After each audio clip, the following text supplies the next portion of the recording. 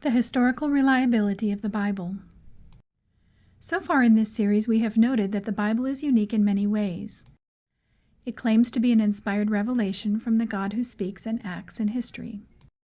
And its message has been handed down accurately from generation to generation throughout the centuries. In this presentation, we will look at the historical reliability of the Bible. The Bible contains many historical references which can be cross-checked with other historical sources.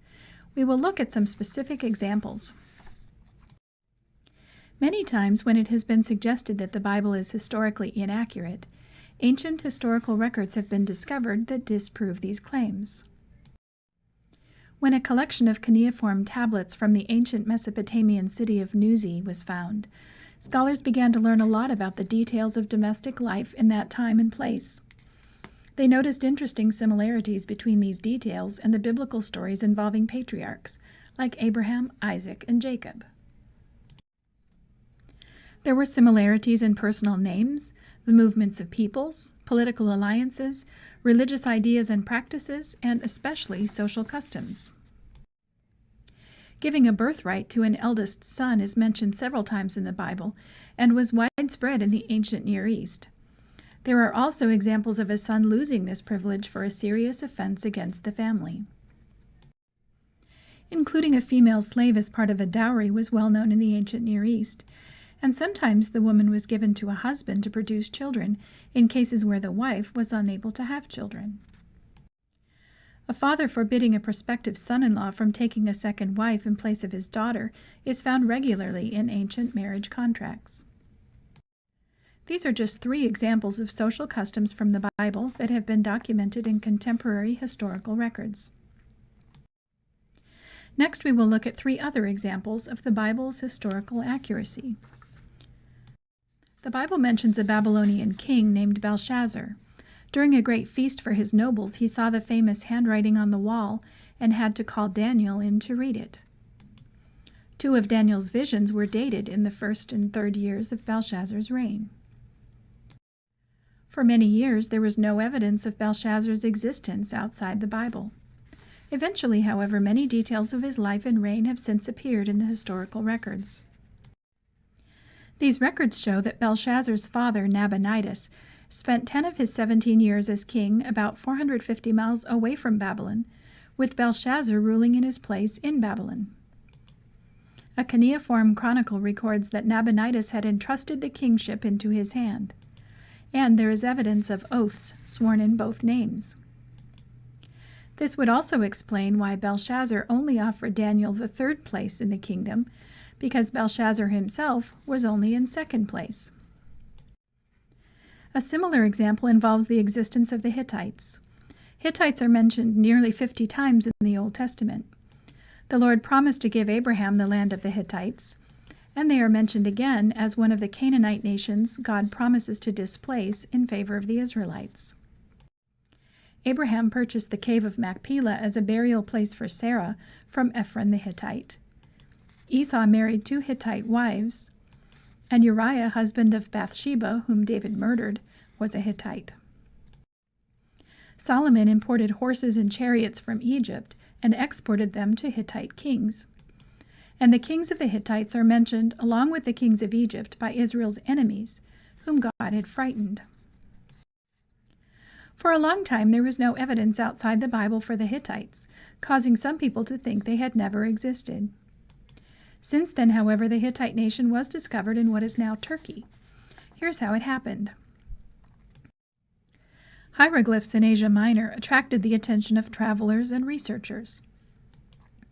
After examining them in person, one scholar suggested they were of Hittite origin and identified the mountainous area north of Mesopotamia and the Anatolian Peninsula as the land of the Hittites. In 1887, more than 350 letters were found in Egypt. These cuneiform tablets contained information about the Hittites, and even a letter of congratulation from a Hittite king to an Egyptian when he became king. In 1906, Dr. Hugo Winkler began excavating the ruins of a great civilization in Turkey, which turned out to be the ancient Hittite capital of Hattusa. he discovered a royal archive with more than 10,000 cuneiform tablets, which confirmed that Anatolia was in fact the land of the Hittites. From this discovery, he was able to publish a partial list of Hittite kings. As scholars deciphered the Hittite language, they learned much about the Hittite civilization. Among the discoveries in the Royal Archive was the Hittite account of the famous Battle of Kadesh, fought between Ramses II of Egypt and the Hittite Empire, and the treaty signed afterward by the two kings. The Egyptian copy of the treaty was found on a wall of the Great Karnak Temple. This evidence of the existence of the Hittites once again demonstrated the historical reliability of the Bible. The Bible mentions camels in several stories about the patriarchs. The Egyptian pharaoh gave Abram sheep, oxen, donkeys, and camels. And Abraham's servant Eliezer asked Rebekah to water his camels.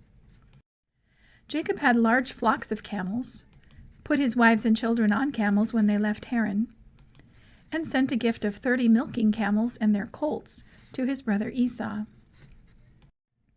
The Ishmaelites who purchased Joseph from his brothers had camels loaded with goods to take to Egypt.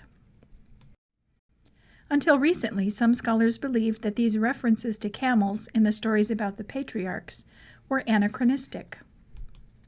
Anachronistic means something that is not in its correct historical time. They claimed that camels had not been domesticated at the time of Abraham. However, more recently, evidence for the early domestication of camels has been found. In 1998, a small group from Andrews University went to the Wadi Nasib, which means the Valley of the Stone Altar, to view the inscriptions on the vertical face of a large rock. After examining and photographing the inscriptions they had come to study, archaeologist Randy Yonker stepped back to look at the rest of the rock and noticed a number of petroglyphs found on the same rock near the inscriptions, including a couple of camels that were presented as walking caravan style. The camels were quite distinctive, with their long necks, large heads, and single humps, very easy to make out. What made the camel petroglyphs even more interesting was the presence of human figures. One man appears behind the lead camel, and another appears leading the trailing camel. Using evidence for human activity in the area, clues about the sequence of rock engravings on the cliff face, and evidence from the inscriptions, Dr. Yonker concluded that a reasonable date for the camel petroglyphs was about 1500 BC. This discovery adds to the growing body of evidence showing that camels were domesticated sooner than some scholars had thought.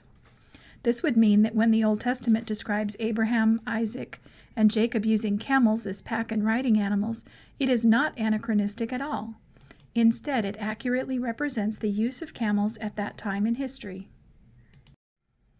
Another interesting piece of evidence related to the historical reliability of the Bible involves the defeats and failures of its heroes.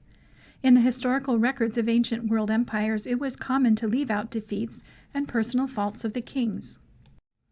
In contrast, the Bible does not gloss over Israel's defeats in battle, nor the moral faults of its historical figures. There are numerous examples in the Bible of national defeat when Israel failed to trust God. Jacob's deceptions and David's adultery and murder are truthfully recorded. Biblical history is actually more true to life than the historical writings of surrounding nations. To summarize, we have looked at several lines of evidence that point to the historical reliability of the Scripture. There are numerous examples of social customs in secular historical records that parallel stories in the Bible about the patriarchs. And there are numerous examples where suggestions that the Bible is historically inaccurate have been disproved by newly uncovered evidence. In addition, instead of glossing over defeats and failures like other ancient records, the Bible accurately portrays events in the lives of God's people.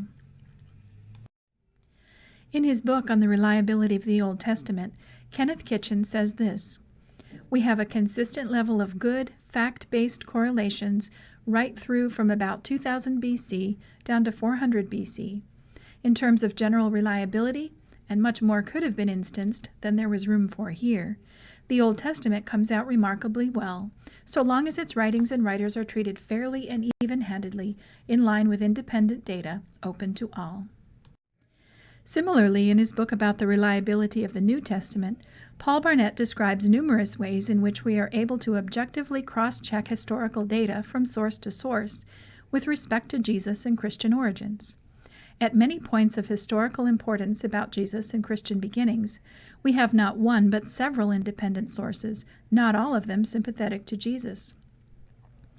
If we accept the historicity of the Jewish war on the grounds of independent sources that are able to be cross-checked, it is inconsistent to doubt the essential historicity of Jesus and the early church.